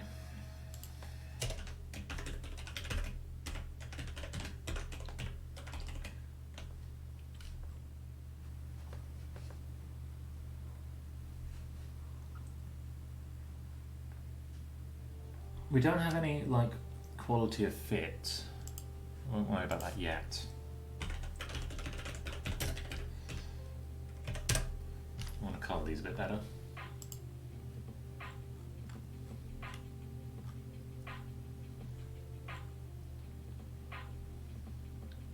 I also always forget how to. So ideally I want 16. 20 will do. Yeah, that's 20.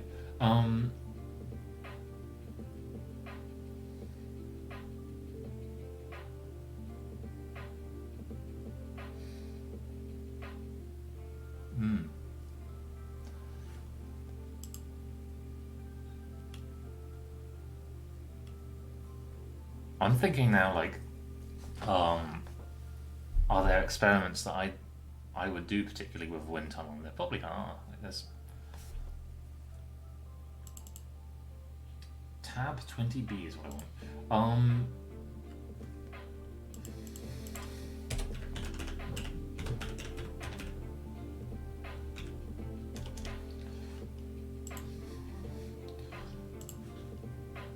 Tab 20B.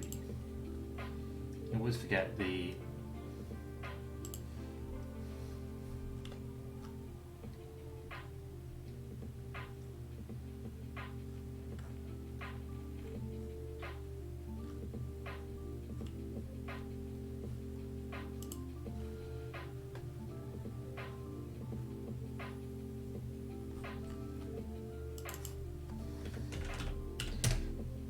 I always want, and I always forget how to make it.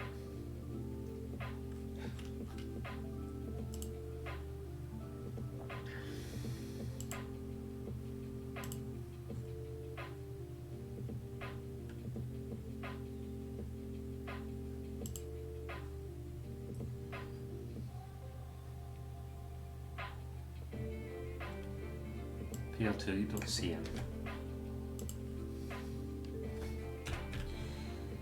Tab B.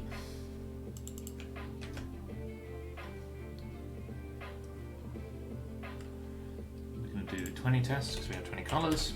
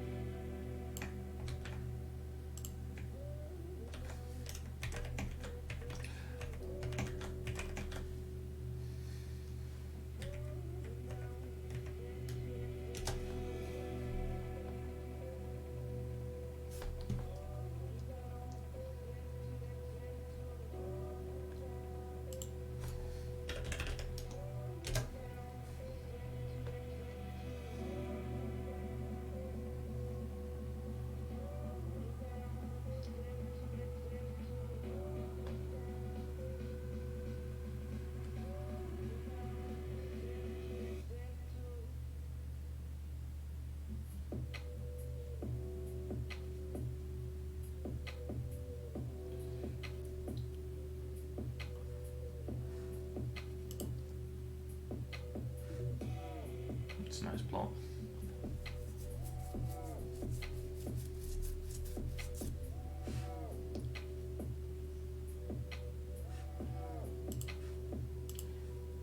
Variable size scatter plots are often some of the easiest ways to make really. Also, scatter plots with with solid outlines. Some of the easiest way to make some really nice plots.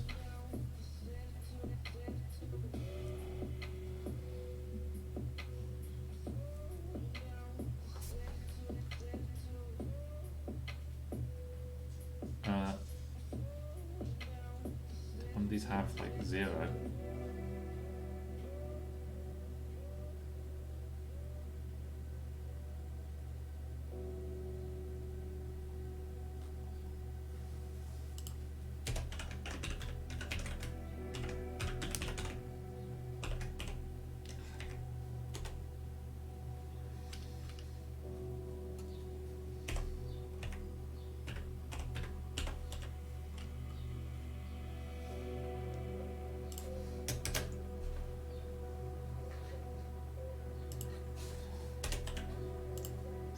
Small still.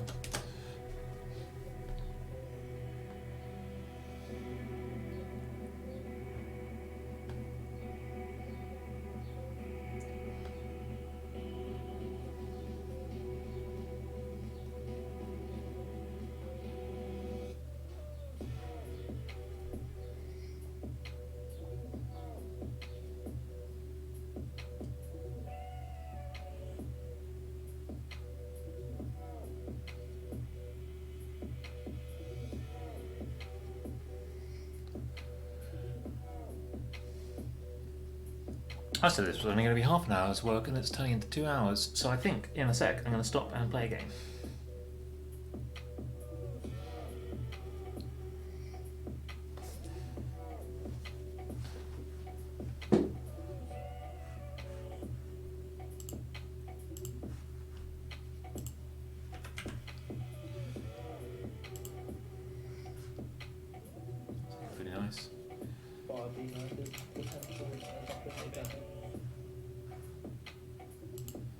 Gonna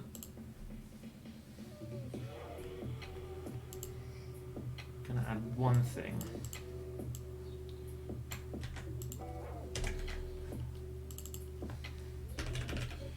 Which is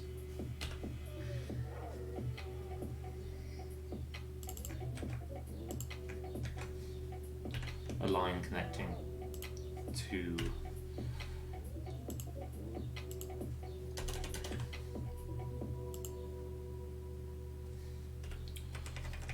two things that are the same thing.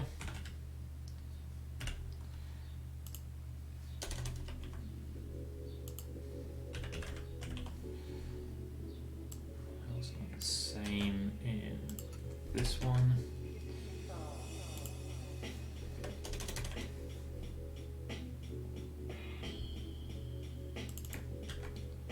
Let's move VBox and do CPL. Split this box up. So come back. And that probably is it.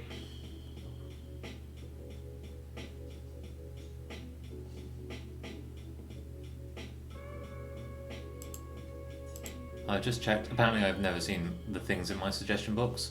Just checked my suggestion box, and there's someone asking for me to give them permissions, which I don't think I trust.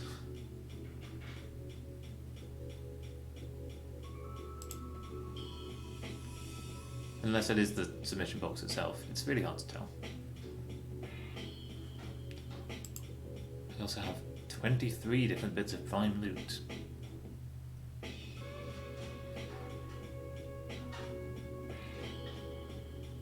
Of which I want pretty much exactly 0. There's 1 or 2 that I could just about see myself using sometime.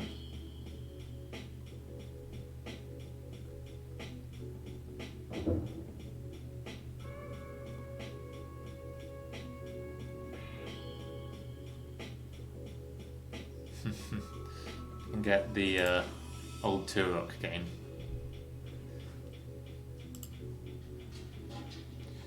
Oh, that's quite nice. I like that as an effect. So things are generally less dense, generally but not absolutely, less dense locally.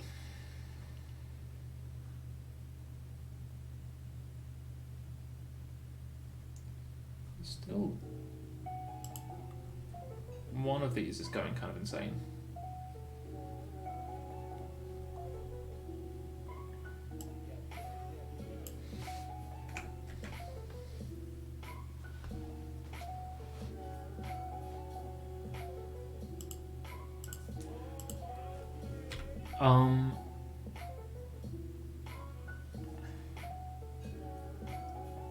So I can actually do this just once if I do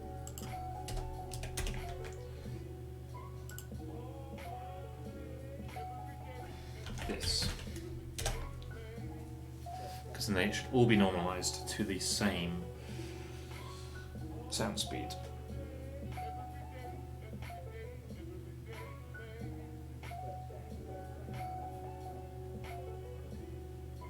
Having a camera here now makes it much more likely that I just spend time making faces at myself and hand movements and things. I like this new setup a lot better actually.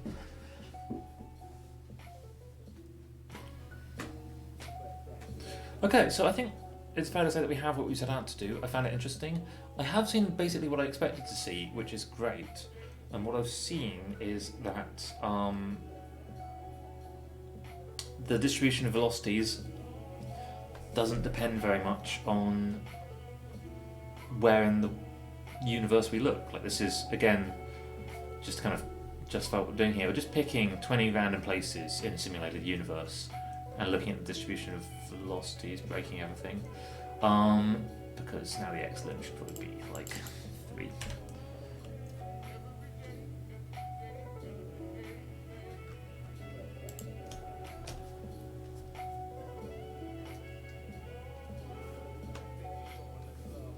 Try mod view.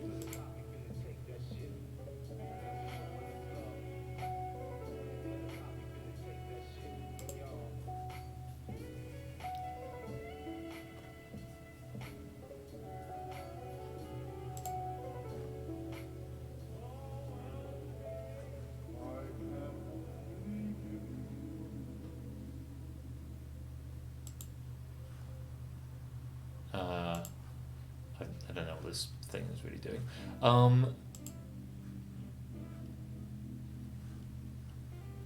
Delete mod view. Instead I've created a dashboard. I just remembered something that I was going to do is try and up the quality of the stream, because I think I've got the internet speed for it. So I think I will probably... Oh yeah, great, no, this is great, this is working great. Maybe no while in now, because probability density has gone way up because the thing has gone down and units and curves. I know, I do the science, I know how it's science, science like that is how it's science. I'm actually very good at science.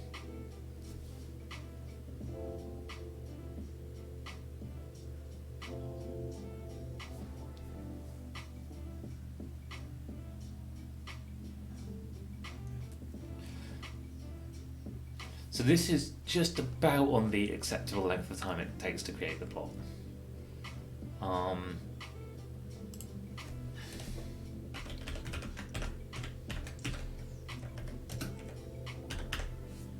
If science is about being professional, it would be done by businessmen. Maybe. That was just a thing I said, now thinking about it, I'm like, is that true? So we've got one issue, which is that this is now... should look like this. I mean, they do basically look pretty good.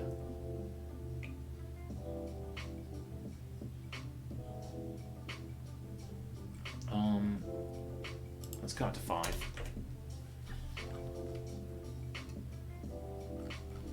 And you know what? Let's do it. Let's just do 40 of them. Yeah. Go big. I'm going to get rid of the ins. It is kind of interesting.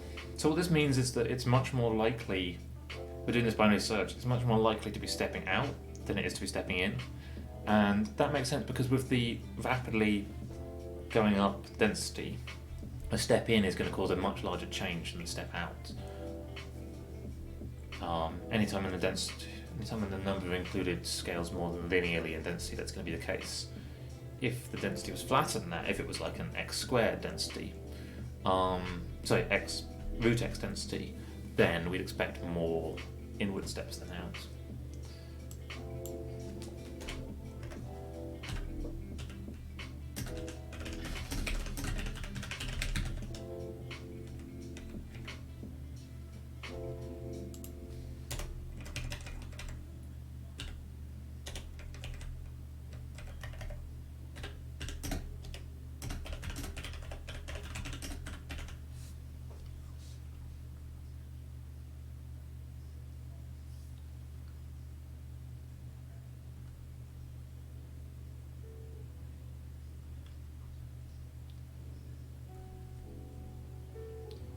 Lovely Adventure Time episodes that there's maybe 10% of my brain is always in Adventure Time episodes, and I think that's a good use of my time. Lovely Adventure Time episode where Finn and Jake find a flow of ice, and in the flow of ice are 3 or 4 businessmen, and they just want to do business. And they're just wonderfully kind of like, it's just about business. Let's do the business. Cool. So I haven't labelled any of my axes. I can't even remember which one's which. I think this is the no, I don't know. But yeah, these are basically looking pretty good. Some of them aren't. Some of them are way off, but most of them are pretty close to a Maxwellian. It's actually hard to tell which ones are the closest to a Maxwellian. I wonder if there's like one more parameter I could add to fit these better.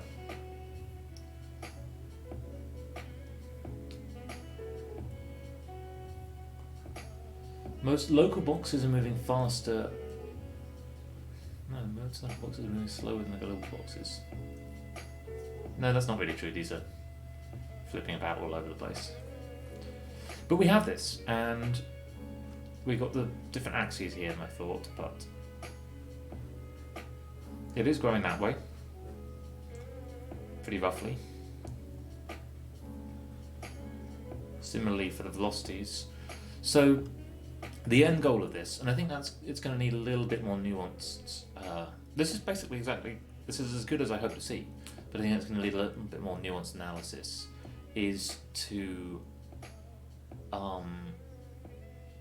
show that basically everywhere in the universe obeys relatively simple,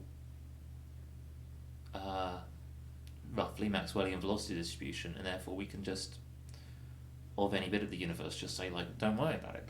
It's just this simple form, and skip the kind of question of like, oh my god, there's so many particles going in all which ways, and just say like, no.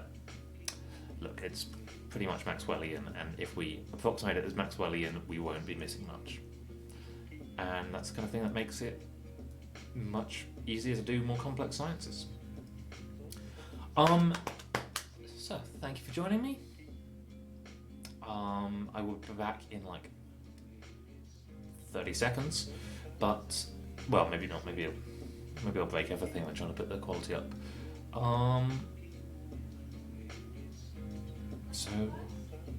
I've just been called for lunch, so actually I'll be back in half an hour, so if I come back at all, because most of the time when I say I'll be back, I don't. Have a great day, week, month.